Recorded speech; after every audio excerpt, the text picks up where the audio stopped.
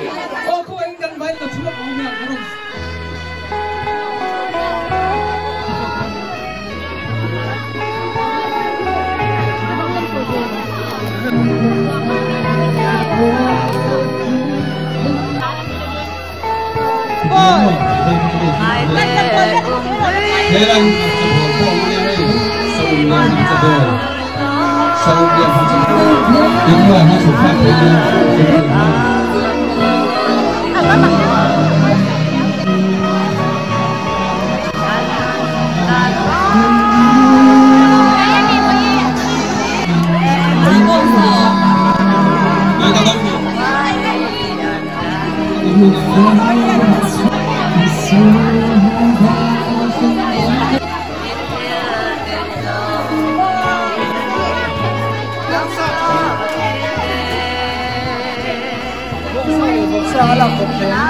bạn nghĩ cái đuôi nhiều rồi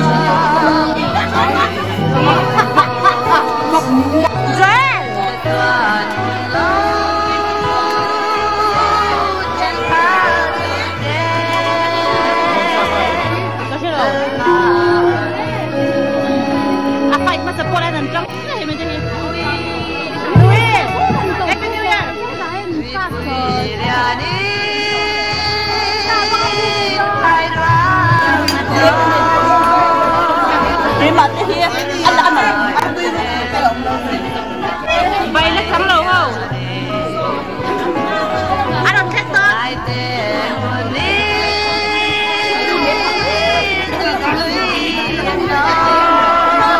Hả? Em hả? Thằng.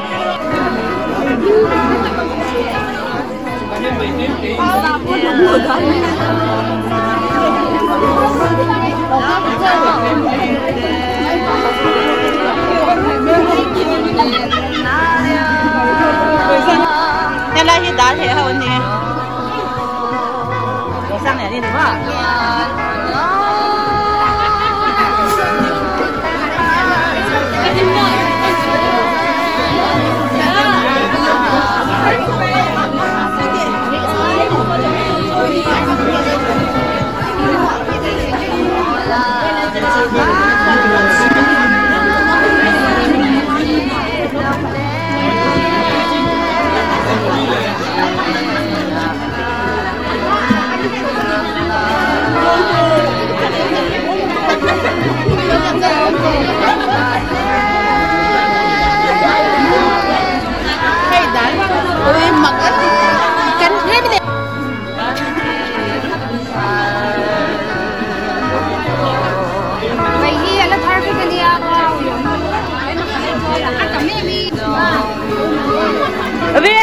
Đem rồi, nấu hay rồi, đi nấu đã làm về rồi, nấu cái về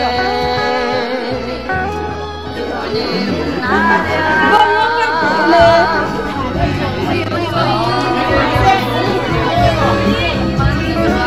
Chụp những điều cái đó là chụp những điều ta chụp hai đâu nha. Rất tốt đó.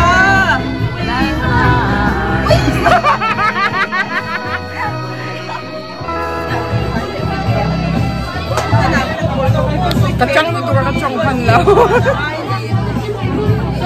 Jadi, Azawi, alright. Jadi, mấy liền trồng hai phút trồng đến đất nữa là hello.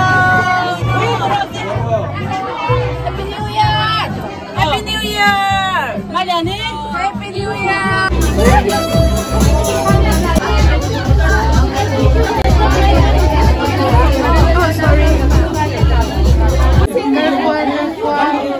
Ay, akan ini. Kau itu teh kan kalkual sama apa? Kau haute.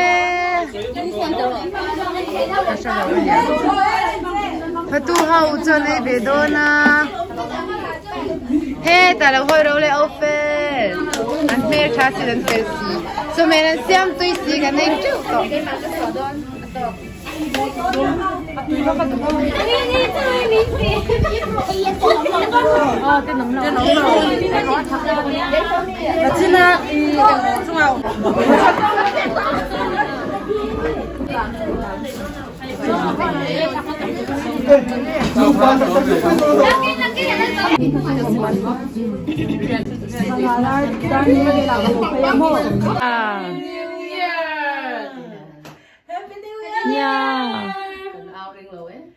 Happy New Year.